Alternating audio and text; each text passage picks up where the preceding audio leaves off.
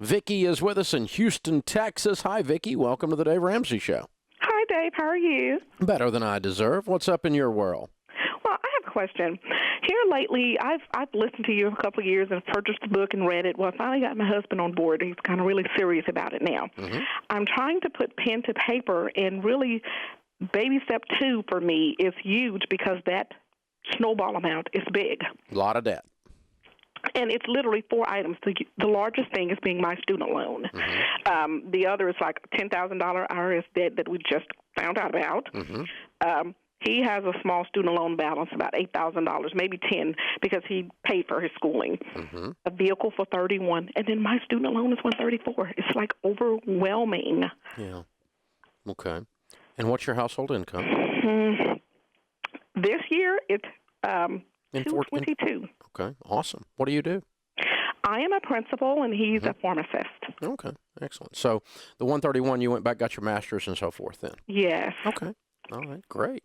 And well, great news is you got a great income. Thanks, Dave. And the bad news is you're in a big hole. Yes. So you got a big shovel and a big hole, and we got to get to shoveling. But let's pretend that the average household income makes $50,000 a year in America, which they do. Okay. If you lived on that, 222 minus 50 leaves me at 172. Is that where you are? Yes, sir. That's debt-free in a year. And I literally have this tablet, and there are like tons of different ways I've tried to work this, and I'm just like, it just feels overwhelming looking at the student loan balance. Yeah, but did you hear what I just said? Yes, I heard you, and I want you to tell me how. You cut your lifestyle to nothing. And you may need to sell a goofy car if you can't get traction, but the $31,000 car jumped out at me till you told me 222 was the income, and it doesn't bother me so much now. And I'll be honest, we were still driving a car that was a 95 until last year. Yeah. Uh-huh. That was a 1995 vehicle until last year when it just kaput. So I think what you guys have got to do is you have to commit to this to the point that you're willing to cut your lifestyle. You need to live like somebody who makes $50,000 or $60,000 a year, and it's probably actually going to, after taxes and everything else, probably going to take you about 2 years. But I think you could be completely debt-free in 2 years. But I'm talking about you have no freaking life, Vicki, for that 2 years. You are not going on vacation, and I don't want to hear about you eating out, and I'm sorry if you're tired. Call the ambulance. We're going to eat at home, and we're going to clean up this freaking mess. The more intense and passionate you are, the deeper you cut, and the deeper you cut, the faster you get out. That's the formula. It's a pretty simple math formula, really. And you know, if you want to play with it a little bit and lighten up a little bit, I mean, take 3 years and get out. That's not the end of the world. Anything past 3 years, I'm going to start calling you a wuss, though. Okay. So 3 years or less, you should be debt-free. So you told me 130 and 8 and 10 and 31. Yes. And so I got less than $200,000 in debt for somebody making $222,000 a year. How much is your house payment? It's $1,851. That's not a killer. That's good. Okay.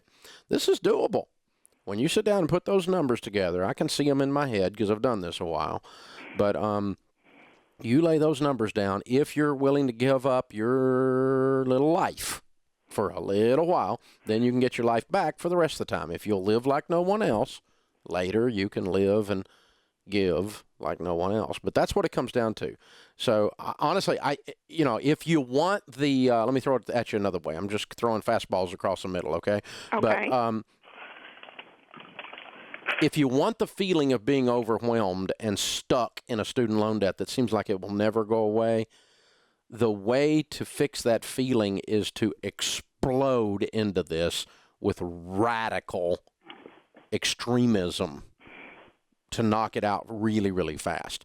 And when you start feeling yourself getting traction and living on that written plan, and you and your husband are saying, hey, we're not doing this, we're getting out of debt. We're not doing that, we're getting out of debt. We're not doing A, B, C, D, E, F. We're not doing X, Y, Z. We're not doing any of those things. We're getting out of debt. We're paying off our debt. We're doing this. And, well, we're not buying that. We're getting out of debt. Now, we'll just have to repair that thing. We can't get a new one. We're getting out of debt.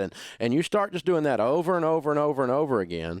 You're going to get sick of the clearance rack. You're going to get sick of the back corner of the grocery store where the deals are. I mean, you're going to really lean into this thing and act like you are someone who makes a whole lot less than you make and throw that difference at the debt.